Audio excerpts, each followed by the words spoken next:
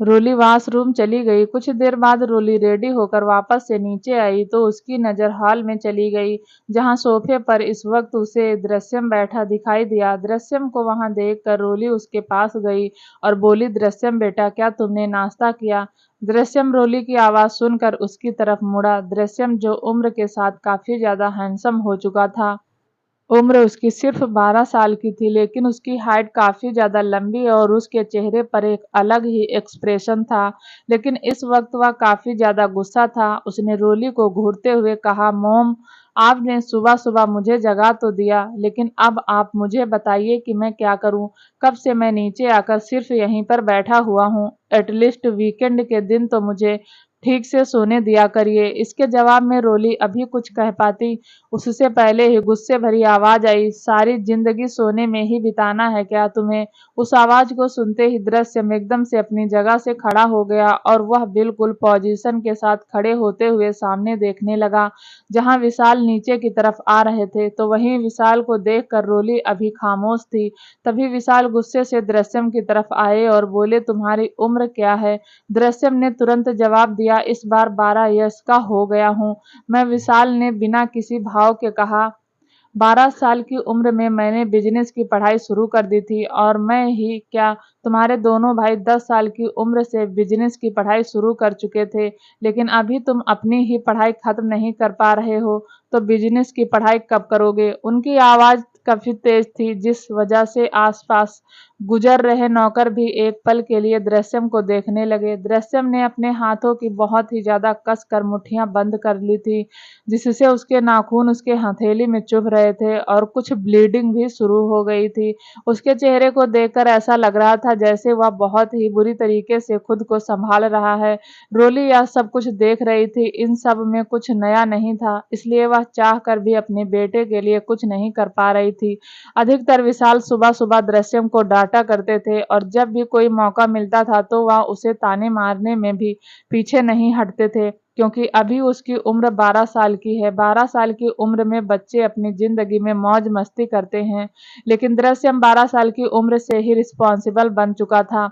अपने स्कूल में वह हमेशा से टॉप करता था, लेकिन फिर भी उसके नंबर से विशाल खुश नहीं रहते थे और टॉप करने के बावजूद भी उन्होंने कभी उसकी तारीफ तक नहीं की। यह बात दृश्यम को बहुत ज़्यादा तकलीफ पहुंचाती थी और वह हमेशा रोली से इन सब की शिकायतें भी करता था, लेकिन रोली चाहकर भी अपने बेटे के लिए कुछ नहीं कर पा रही थी और इस वक्त भी वो सिर्फ देख ही रही थी किस तरह उसका बेटा खुद को काबू कर रहा था। तभी विशाल ने दांत पीसकर कहा, अब तुम्हारी मौज मस्ती करने की उम्र खत्म हो गई है। अब तुम अपनी जिंदगी के एक नए मोड़ पर आ चुके हो, जहां पर तुम्हें अभी से ही अपने करियर के बारे में सोचना होगा।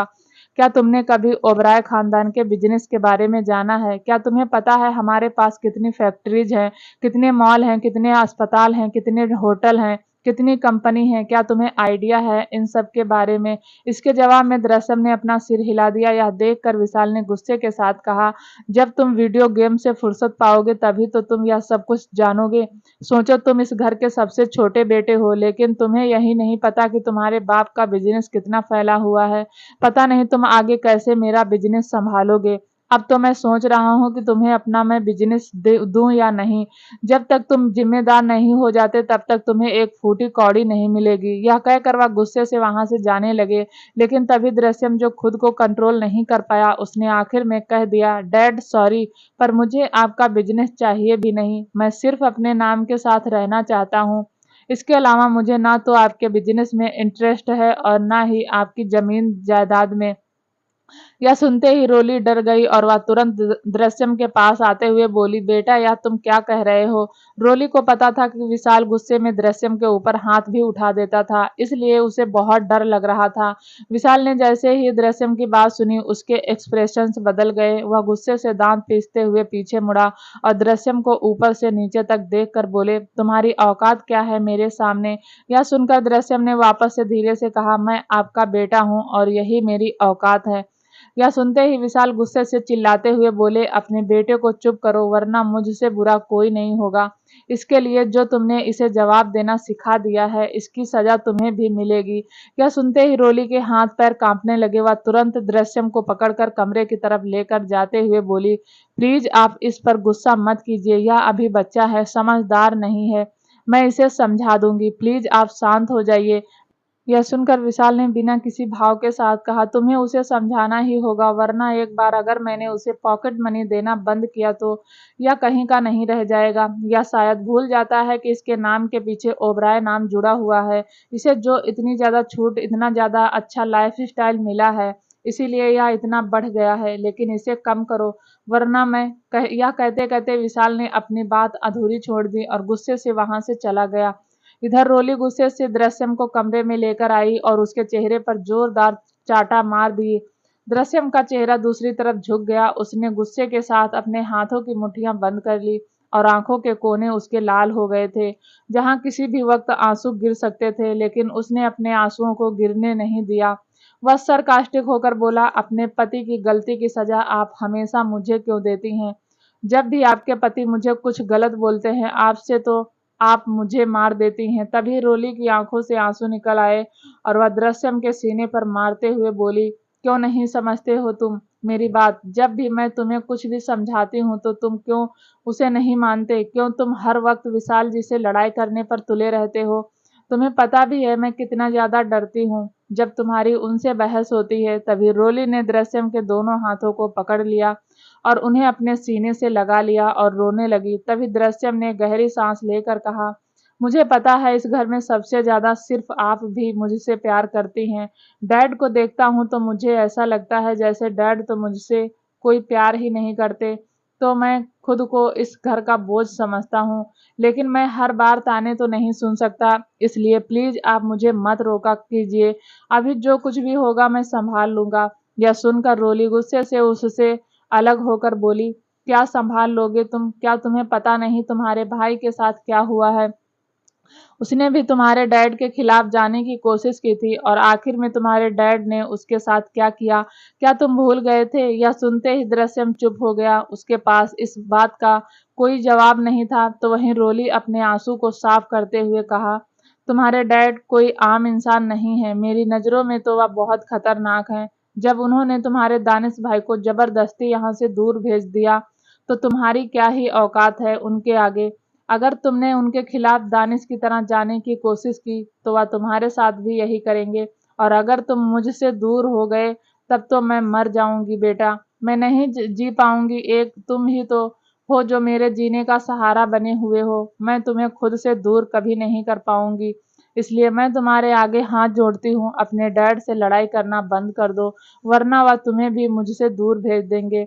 या कहते कहते रोली ने अपने हाथ जोड़ लिए। तो वहीं यह सब देखकर दृश्यम ने गुस्से से उनके हाथों को पकड़ लिया और बोला, चुप रहो मॉम, आप इतना ज्यादा क्यों डरती हैं डैड से? अगर आज आप उनके खिलाफ जाकर हमारे साइड में कुछ बोलती तो उनकी हिम्मत नहीं होती हमारे लिए कुछ भी ऐसे फैसले लेने की। इसलिए तो दानिश भाई आपसे नाराज हैं। क्या आपने इसके बारे में कभी सोचा है उन्होंने क्यों इतने सालों में आपसे बात तक नहीं की? यह सुनकर रोली ने दर्द भरी स्माइल के साथ कहा, क्योंकि वह मुझे अपनी माँ मानता ही नहीं है। यह सुनकर दृश्यम ने अपना सिर ना में हिला दिया और गुस्से से बोला, नहीं, बल्कि सच तो यह है कि आप बहुत ज्यादा डरती हैं डैड से।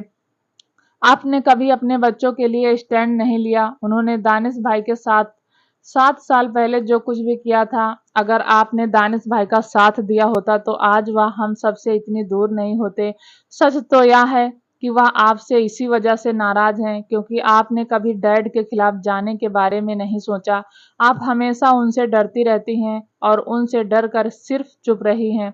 यही कमी है कि वह आपसे बात भी नहीं करते, और अगर ऐसा ही रहा तो एक दिन मैं भी आपसे इसी तरह दूर चला जाऊंगा। इतना कहकर दृश्यम वहां से बाहर निकल गया। तो वहीं रोली ने जैसे ही यह सुना वह एकदम से टूट गई। उसकी आंखों में जो आंसू बचे हुए थे वह फिर से उसके गाल पर गिर गए। वह सिसक कर बोली, मुझे पता है मैं कायर हूँ, मुझे पता है बेटा मैं एक अच्छी माँ नहीं हूँ तुम सबकी, लेकिन मैं चाह कर भी तुम्हारे बाप के खिलाफ नहीं जा सकती। यह कहते हुए वह जमीन पर ही बैठ गई और रोने लगी। तभी वहां पर एक आवाज आई, रोली बेटा, क्या आज फिर से मेरे बेटे ने तुम्हारे साथ कुछ गलत किया? उस आवाज को सुनते ही रोली एकदम से चुप हो गई। उसने तुरंत गेट की तरफ देखा तो वहां पर विवेक जी खड़े थे। विवेक जी को देखते ही रोली का चेहरा पूरी तरह से मायूस हो गया, लेकिन उसने खुद को किसी तरह कंट्रोल किया और अपनी जगह से उठते हुए बोली, नहीं, ऐसा कुछ भी नहीं है डैड। लेकिन तभी विवेक उसके पास आए और उसे प्यार से उठाते हुए बोले, तुम्हें मुझसे छुपाने की जरूरत नहीं है। तुम्हारे चेहरे की रंगत बता रही है कि विशाल ने फिर से तुम्हारे साथ कुछ किया है। यह सुनते ही अब रोली बिल्कुल खामोश हो गई। इधर दृश्यम सीधे पैलेस के बैकयार्ड में आया। वहां पर एक झूला लगाया गया था। दृश्यम उस झूले पर बैठ गया और अपनी आंखें बंद करके झूले पर झूलने लगा। अधिकतर वो जब उदास होता था या परेशान होता था तो यहीं पर आ जाता था। वहाँ का गार्डन एरिया बहुत खूबसूरत था, जिसमें एक अलग ही शांति मिलती थी। वह अपनी आंखें बंद किए अभी भी उसी तरह बैठा हुआ था। फिर तभी उसने खुद से कहा, अंतरा तुम कहाँ चली गई? काश तुम मेरे साथ होती। एटलीस्ट मैं किसी से तो अपने दिल की बात कह पाता। मुझे तुम्हारी बहुत याद आती है। मैं तो अभी भी यकीन नहीं कर पा रहा हूँ कि तुम हमेशा हमेशा के लिए मुझसे दूर चली गई। पर आई प्रॉमिस, मैं एक दिन तुम्हारे कातिल का जरूर पता लगा लूंगा। जिस किसी ने भी तुम्हें मारा है मैं उसे बड़ा होने के बाद छोड़ूंगा नहीं। तुम पहली ऐसी लड़की थी जिसने मुझे दोस्ती का एहसास दिलाया था। आज तक तुम्हारे अलावा मैंने किसी से दोस्ती नहीं की, लेकिन मुझे पता नहीं क्यों ऐसा लगता है कि तुम एक ना एक दिन जरूर वापस आओगी। लेकिन कब? इसी सवाल के साथ उसने फिर से अपनी आंखें बंद कर ली। इधर दूसरी तरफ आसमान को छूती उस बिल्डिंग के सबसे ग्राउंड एरिया में इस वक्त एक चीख सुनाई दे रही थी। वह चीख काफी ज्यादा खतरनाक थी। उस चीख को सुनकर ऐसा लग रहा था जैसे किसी को बुरी तरीके से मारा जा रहा हो। वहां काफी ज्यादा अंधेरा था, लेकिन सिर्फ एक डिम लाइट ऑन थी। उस डिम लाइट में चार काले कपड़ों में इंसान दिखाई दे रहे थे, जो अपने बीचों बीच बैठे एक इंसान को काफी बुरी तरीके से मार रहे थे। वह इंसान अपना सिर नीचे झुकाए हुए था और वह बस दर्द में चीख रहा था। तभी काले कपड़े में मौजूद इंसान ने वहीं पर मौजूद दूसरे इंसान से कहा, हम इसे पिछले 3 घंटे से मार रहे हैं, पर यह है कि कुछ उगलने को तैयार ही नहीं। क्या हमें बॉस को बुला लेना चाहिए? तभी उस काले कपड़ों में मौजूद इंसान ने गुस्से के साथ कहा, बॉस को हम यहाँ बुलाकर क्या जवाब देंगे? यही कि हमें कुछ पता ही नहीं चला, और उसके बाद क्या हालत करेंगे? क्या तुम्हें पता है इसके बारे में? यह सुनकर वह आदमी चुप हो गया और एक बार फिर से उस इंसान को मारना शुरू कर दिया। वह इंसान दर्द में बुरी तरह कराहने लगा। फिर तभी कोई दौड़ते हुए वहां आया और घबराते हुए बोला, क्या कर रहे हो तुम सब? छोड़ो उसे, मैंने कहा छोड़ो उसे। उस इंसान को देखते ही वह सभी गार्ड एक एक करके साइड हटने लगे। वह आदमी दौड़ते हुए उस इंसान के पास आया जो अब अधमरा हो गया था। वह आदमी उस इंसान को इस तरह दर्द में देखकर उसके चेहरे को दबाते हुए बोला, रोहित रोहित, क्या तुम ठीक हो? You are okay? रोहित, अपनी आंखें खोलो, तुम्हें कुछ नहीं होगा। तभी एक गार्ड ने गुस्से के साथ कहा, हमें बॉस का ऑर्डर है, आप हट जाइए हमारे रास्ते से। यह सुनते ही नमन गुस्से के साथ चिल्लाकर बोला, अगर अब तुमने रोहित को हाथ भी लगाया तो मैं तुम सबको जिंदा नहीं छोड़ूंगा। दूर हो जाओ उससे। तुम सब उसे कैसे जानवर की तरह पीट रहे हो? तुम सब उसे मारना चाहते हो? तभी वहां पर एक डरावनी आवाज आई, नमन अंकल, यू आर राइट। इस आवाज को सुनते ही नमन के भाव पूरी तरह बदल गए, और वहीं रोहित जो हल्की हल्की सांस ले रहा था, उसकी आंखों में भी एक डर दिखा।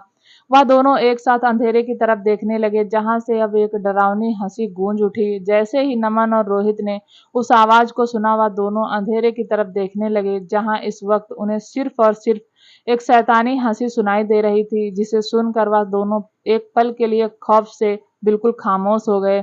लेकिन तभी नमन ने हिम्मत करते हुए कहा, दानिश सर, आपने ऐसा क्यों किया रोहित के साथ? आपने उसे इस तरह टॉर्चर क्यों करवाया? आखिर क्या चल रहा है आपके दिमाग में? आप ऐसा क्यों कर रहे हैं? अब उस अंधेरे से काली परछाई सबसे पहले सामने आई। नमन और बाकी सारे गार्ड बस चुपचाप सामने ही देख रहे थे। तभी दानिश अपने ब्लैक आउटफिट में नमन और रोहित के सामने आया। लंबी चौड़ी पर्सनालिटी और अट्रैक्टिव चेहरे के साथ, आंखों में एक अलग ही बाहरी लिए दानिश ओबराय इस वक्त नमन और रोहित के सामने खड़ा था। दानिश को देखकर नमन और रोहित अब डर से कांप रहे थे, लेकिन तभी नमन ने अपने आप को संभालते हुए कहा, आपने क्यों इस तरह से रोहित को किडनैप करवाया और फिर उसे टॉर्चर कर रहे हैं? दानिश अभी भी खामोश था। वह कुछ सेकंड तक खामोश रहा और फिर तभी उसने बेहद खतरनाक मगर सीरियस आवाज में बोला, कहाँ है वह?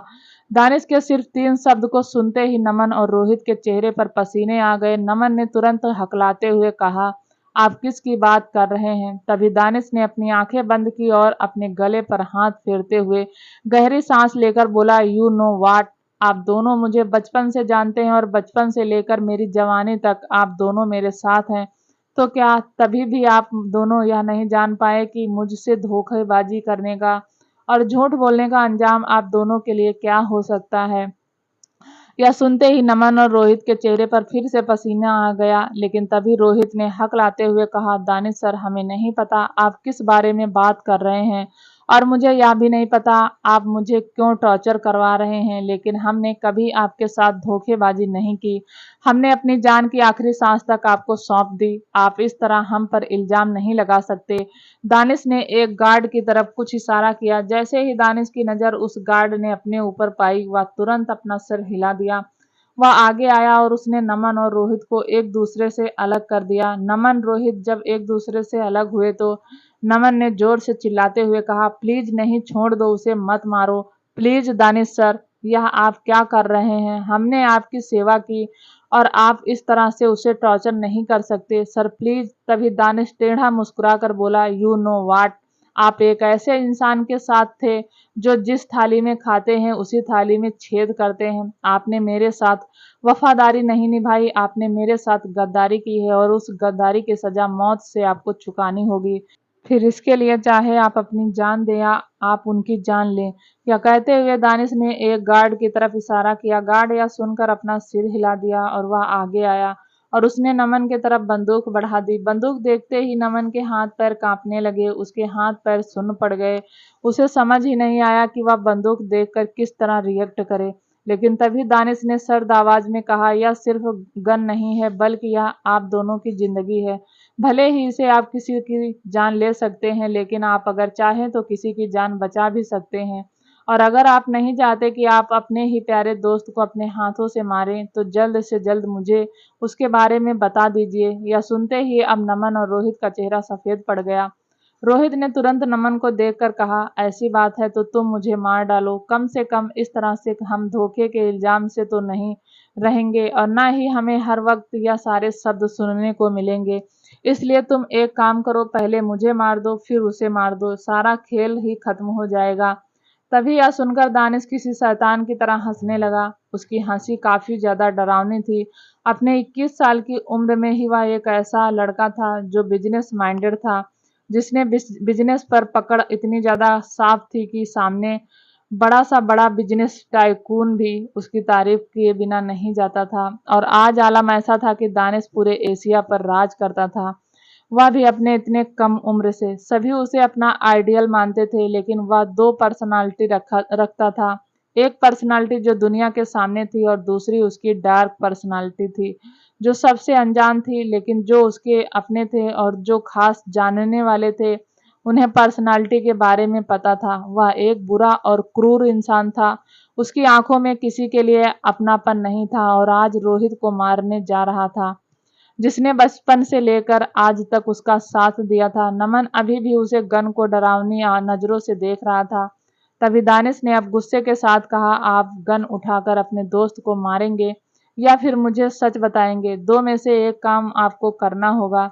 अगर आप दो में से एक काम भी नहीं कर पा रहे हैं तो तीसरा ऑप्शन यह होगा कि, यह कहते कहते वह कुछ सेकंड के लिए रुका और फिर बोला, तीसरा ऑप्शन बिल्कुल साफ है, तीसरा ऑप्शन मैं खुद इन्हें मार दूंगा। यह सुनते ही दूसरे ही पल नमन ने कांपते हाथों से बंदूक उठा ली। तो वहीं यह देखकर दानिश तिरछा मुस्कुरा दिया और नमन रोहित से बोला, क्या अंकल, यही दोस्ती है आपकी? इतने सालों पुरानी आपकी दोस्ती ने तो 2 पल में ही आपको मारने के बारे में सोच लिया। आप दोनों ही एक दूसरे के लिए लायक नहीं हैं, तो मैं आप दोनों से कैसे उम्मीद कर सकता हूँ?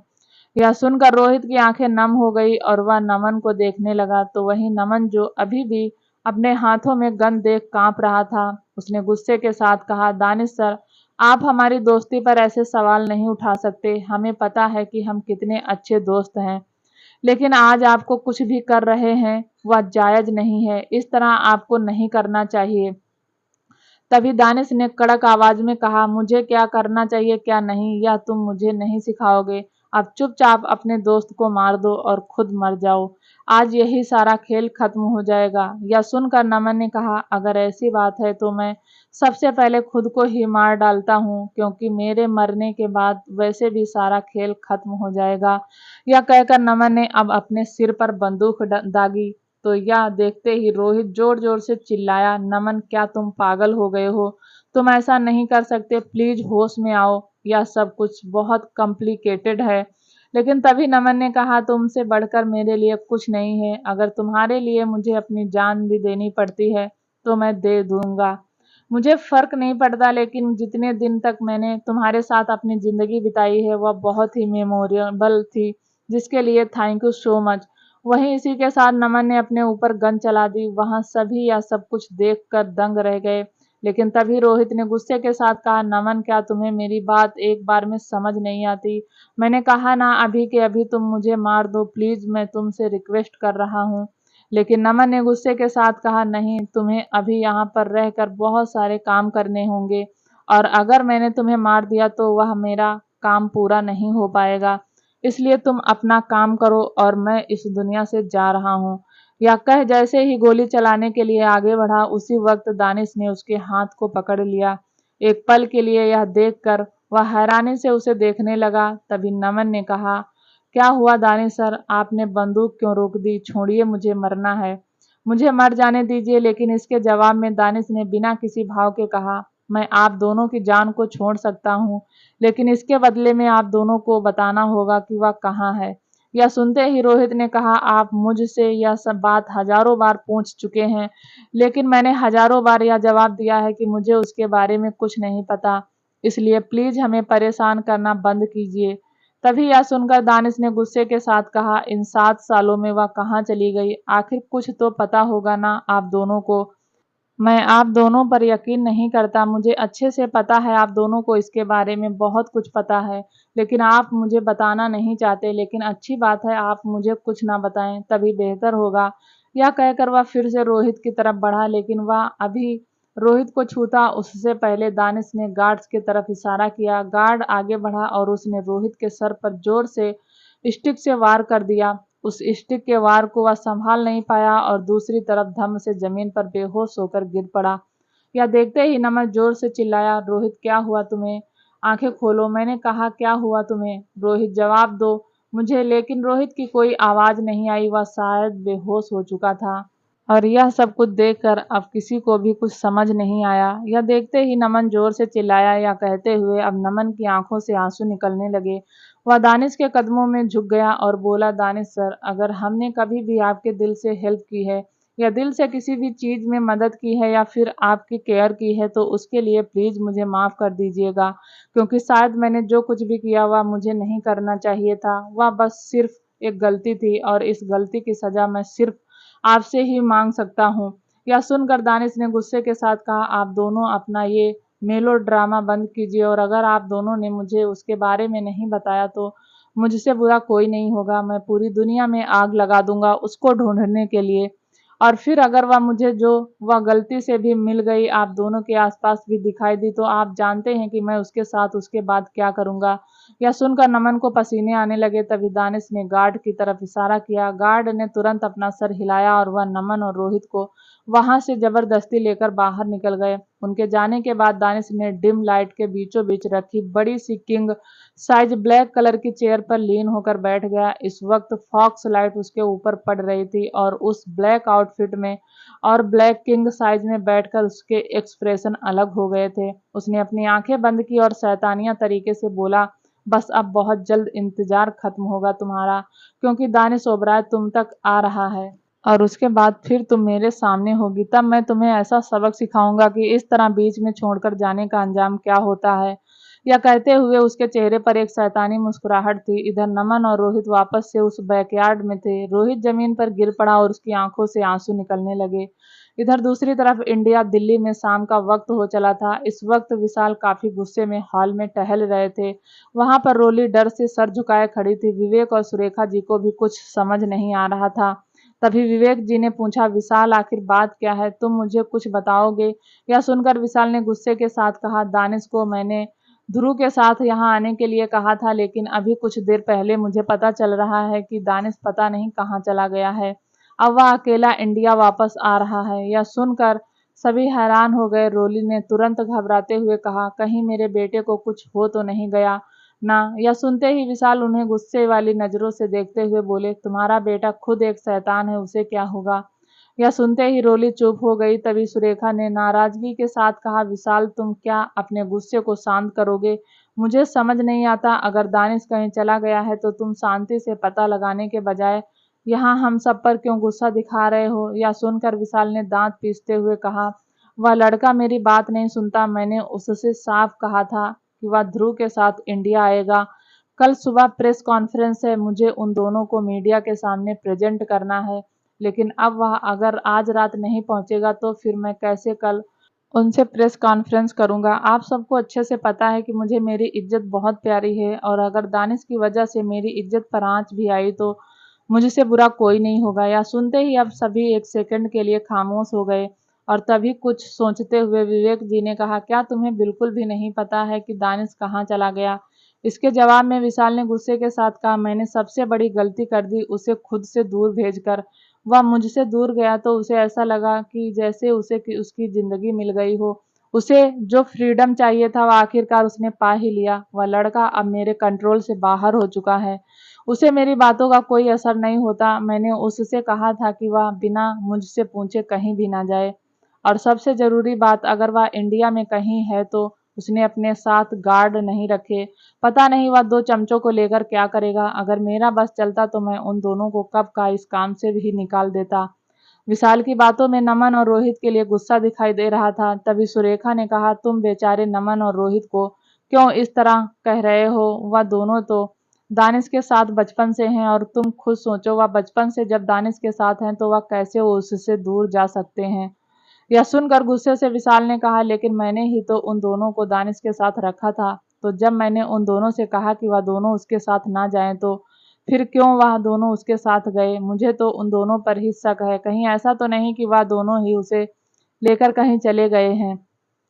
यह सुनकर अब रोली जी ने हिम्मत के साथ कहा, देखिए विशाल जी, मुझे लगता है कि दानिश जरूर कल इंडिया वापस आ जाएगा, इसलिए आप परेशान मत होइए। यह सुनते ही विशाल गुस्से से रोली पर भड़कते हुए बोले, आज अगर तुम एक अच्छी माँ होती तो मुझे इतना परेशान होने की जरूरत ही ना होती। तुम्हारे अंदर तो एक अच्छी माँ बनने के ढंग नहीं है। तुम क्या मुझे सिखाओगी, जिसके बेटे ने ही आज तक तुम्हें माँ नहीं कहा। यह सुनते ही रोली को ऐसा लगा जैसे कि वह बुरी तरीके से फिर से टूट गई हो। उसकी आंखों में आंसू निकल आए। तभी विवेक जी ने गुस्से के साथ कहा, विशाल, अगर तुमने बहू को एक शब्द भी कहा तो मुझसे कोई बुरा नहीं होगा। तुम हर बात में उसे क्यों ताने मारते हो। आखिर उसकी इन सब चीजों में क्या गलती है। अगर दानिश इसे माँ नहीं कहता, उससे बात नहीं करता, तो इसमें उसकी क्या गलती है। यह सुनकर विशाल अब हंसते हुए बोला, डैड, इसमें सिर्फ इसकी यही गलती है कि इसने कभी उसे प्यार दिया ही नहीं। यह माँ होकर बच्चों में भेदभाव करती है। इसे सिर्फ और सिर्फ अपने सबसे छोटे बेटे से प्यार है। इसके अलावा ना तो इसे मेरे बड़े बेटे से है और ना ही मेरे दानिश से कोई प्यार है। तभी यह सुनकर रोली ने सिसकते हुए कहा, एक माँ अपने बच्चों के बीच कभी भेदभाव नहीं कर सकती। मुझे अपने तीनों बच्चों से बराबर प्यार है। यह सुनकर विशाल ने गुस्से के साथ कहा, अब तुम मुझे जवाब दोगी। यह सुनते ही रोली अब एकदम से चुप हो गई। वहां का माहौल बहुत ज्यादा गर्म हो चुका था। तभी सुरेखा जी ने जल्दबाजी के साथ कहा, देखो तुम दोनों बहस करना बंद करो। दानिश लापता है तो तुम्हें अपने आदमियों को भेजना चाहिए और उसे ढूंढवाना चाहिए। जरूर वह मिल जाएगा। इसके जवाब में गुस्से के साथ विशाल ने कहा, पिछले 3 घंटे से मैं उसे ढूंढ रहा हूँ, लेकिन उसका कहीं कोई अता पता नहीं है, और अगर वह कल सुबह यहाँ नहीं आया तो फिर मुझसे बुरा कोई नहीं होगा। यह कहते हुए वह वहां से चला गया। तो वहीं बाकी सब उसकी यह बात सुनकर परेशान हो गए। इधर दूसरी तरफ बर्लिन में बैकयार्ड में इस वक्त नमन रोहित के घाव पर दवा लग रही थी। इस वक्त नमन काफी चुप था, तो वहीं रोहित भी खामोश था। लेकिन कुछ ही सेकंड में रोहित ने नमन को देखकर कहा, नमन, अब हम क्या करेंगे। क्या तुमने इसके बारे में कुछ सोचा है। तभी नमन ने कहा, पिछले 7 सालों से हम दानिश सर के साथ हैं। हमने कभी उम्मीद नहीं की थी कि दानिश सर एक पल में हमारे साथ ऐसा कुछ करेंगे। उन्हें ऐसा लग रहा है कि हमने उनके साथ गद्दारी की है। तभी इसके जवाब में रोहित ने कहा, यह सच ही तो है। यह सुनते ही अब नमन रोहित को देखने लगा। तभी रोहित ने काफी सीरियस होकर कहा, हम अच्छे से जानते हैं कि हमने 7 सालों से दानिश सर से क्या छुपाया है, और इन 7 सालों में हमने यह भी देखा है कि दानिश सर का पागलपन उसके लिए हद से ज़्यादा बढ़ गया है, और अब वह इतने ज़्यादा पागल हो गए हैं कि वह हम पर भी हमला कर रहे हैं, सिर्फ़ और सिर्फ़ उसके ना मिलने की वजह से। इसलिए मुझे लगता है कि अब हमें यह सच बता देना चाहिए। यह सुनकर नमन ने अब डरते हुए कहा, लेकिन हम क्या बताएंगे? हमने तो पहले ही कह दिया कि वह मर गई है। पर अगर हमने अब आगे कुछ भी बताया तो, यह कहते-कहते नमन चुप हो गया। उसकी आंखों में डर दिख रहा था। तो वहीं रोहित ने भी डरते हुए कहा, इसी बात का तो डर है मुझे भी, क्योंकि अब अगर हमने दानिश सर से यह बताया कि अंतरा उस एक्सीडेंट में नहीं मरी थी बल्कि जिंदा थी, और हमने ही उसे उनसे 7 सालों तक इस तरह छुपाकर दूसरी कंट्री में रखा है, तो वह पता नहीं क्या करेंगे। मुझे तो लगता है कि वह हमें जिंदा ही नहीं छोड़ेंगे। या सुनते ही अब नमन ने तुरंत डरते हुए कहा, तो हम क्या करें रोहित? हम तो बहुत बुरी तरीके से फंस चुके हैं। तभी इसके जवाब में रोहित ने कहा, हमने सोचा था कि हम अंतरा को सबसे दूर रखेंगे और दानिश सर से दूर रखेंगे तो हम उसे एक अच्छी जिंदगी दे पाएंगे, और हम इतने सालों से उसे देख भी नहीं पा रहे हैं। लेकिन अब सब कुछ देखकर ऐसा लग रहा है कि अब जब तक हम दानिश सर से इस बारे में बता नहीं देंगे, तब तक दानिश सर भी खुश नहीं रह पाएंगे, क्योंकि तुमने दानिश सर को अच्छे से देखा है, वह अंतरा को पागलों की तरह ढूंढ रहे हैं। यह सारी बातें सुनकर अब नमन कुछ देर के लिए बिल्कुल चुप हो गया। तभी उन्होंने कुछ सोचा और बोले, मुझे फर्क नहीं पड़ता दानिश सर हमारे साथ क्या करेंगे। हमने जो कुछ भी किया है अंतरा की भलाई के लिए किया है। क्या तुम्हें याद नहीं है 7 साल पहले जब अंतरा का एक्सीडेंट हुआ था, और उस एक्सीडेंट को जिस इंसान ने करवाया था उसने हमें क्या धमकी दी थी? उसने हमें साफ साफ कहा था कि अगर हमने अंतरा को दानिश से दूर नहीं किया तो वह हमारी अंतरा को जान से मार देंगे, और एक बाप होने के नाते हमने अपनी बेटी की सेफ्टी को सबसे पहले देखा, इसलिए हमने दानिश सर से उसे दूर कर दिया। लेकिन अब अगर दानिश सर इस तरह अंतरा को वापस पाने की जिद कर रहे हैं तो हमें दानिश सर से यह सच बता देना चाहिए, और उसके बाद अगर हम अंतरा के बारे में उनसे बताएंगे तब शायद वह हमें माफ कर दे। यह सुनकर रोहित ने भी अपना सिर हाँ में हिलाया। तभी नमन का वापस से फोन बजा। फोन देखकर नमन ने फिर से कॉल को इग्नोर कर दिया। यह देखकर रोहित ने नासमझी में कहा, क्या हुआ नमन, किसका कॉल आ रहा है बार बार? इसके जवाब में नमन ने कहा, तुम्हें तो पता है ना कि दानिश सर वहां से यहाँ चले आए हैं, और मुझे कुछ देर पहले ही पता चला कि वह विशाल सर से बिना बताए आए हुए हैं। इसलिए विशाल सर का आदमी बार बार मुझे फोन कर रहा है, और बिना दानिश सर के परमिशन के मैं किसी का कॉल पिक नहीं कर सकता। यह हमारे रूल के खिलाफ है। यह सुनकर रोहित ने भी अपना सिर हिला दिया और बोले, हाँ मुझे लगता है कि वहाँ विशाल सर जी गुस्से से पागल हो गए होंगे, क्योंकि दानिश सर को कल मीडिया के सामने भी जाना था, लेकिन वह यहाँ अंतरा को ढूंढ रहे हैं। अगर विशाल सर को गलती से भी इसके बारे में पता चल गया तो तब तो वह पता नहीं क्या करेंगे। लेकिन तभी नमन ने कहा, हमने पूरे 7 सालों तक विशाल सर से अंतरा की सच्चाई छुपाई है। तुम्हें क्या लगता है हम आगे भी यह सच्चाई छुपा पाएंगे? यह सुनकर रोहित ने तुरंत कहा, हमें छुपाना ही पड़ेगा, क्योंकि अब तो विशाल सर हम सब से और भी ज्यादा नाराज रहते हैं, क्योंकि हमने उनके खिलाफ जाकर दानिश सर को प्रोटेक्ट करने की बात की है। इसलिए मुझे लगता है कि अगर हमने अंतरा की सच्चाई विशाल सर से बताई तो वह पहले हमारी जान ले लेंगे। इसके जवाब में नमन ने गहरी सांस लेकर कहा, इन सब के चलते मुझे इस बात का हमेशा अफसोस रहेगा कि हम अपनी बेटी को वह प्यार नहीं दे पा रहे हैं जो वह डिजर्व करती है।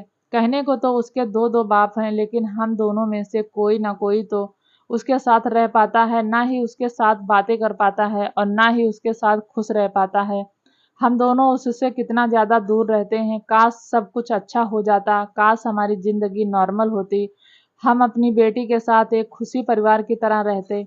यह सुनकर अब रोहित भी उदासी के साथ बोला, सच कहूँ तो मुझे भी एक चीज महसूस होती है, हमारी अंतरा हमें कितना मिस करती है। जब मैं उससे बात करता हूँ तो वह बात करते करते ही रोने लग जाती है। वह हमसे मिलने की जिद करती है, हम चाह कर भी उससे मिलने नहीं जा पाए, और मुझे नहीं लगता कि हम कभी जा भी पाएंगे। यह सुनकर नमन ने भी उदासी के साथ कहा, हमने उसे प्रॉमिस किया था कि हम उसे सारी खुशियां देंगे। खुशियों के तौर पर हमने उसे रहने के लिए बड़ा घर दे दिया, उसकी सभी सुख सुविधाओं की चीज दे दी, लेकिन जो उसे एक बाप का प्यार चाहिए था वह हम उसे नहीं दे पाए।